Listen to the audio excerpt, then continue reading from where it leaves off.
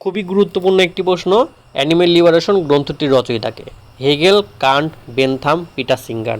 সঠিক উত্তর Peter singer.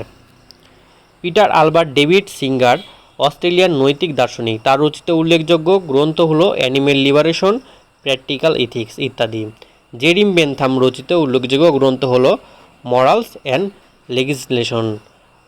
George Wilhelm Hegel রচিত উল্লেখযোগ্য গ্রন্থ হলো science of logic, element of the philosophy of right ইত্যাদি।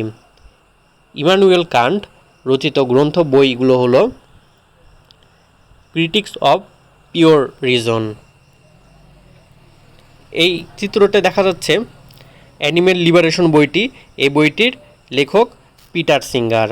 আরও বিভিন্ন পরীক্ষার গুরুত্বপূর্ণ প্রশ্ন জানতে চ্যানেলটি সাবস্ক্রাইব করুন। ভিডিওটি ভালো লাগলে লাইক করুন, আপনাদের বন্ধুদের সাথে শেয়ার করতে ভুলবেন না। ধন্যবাদ।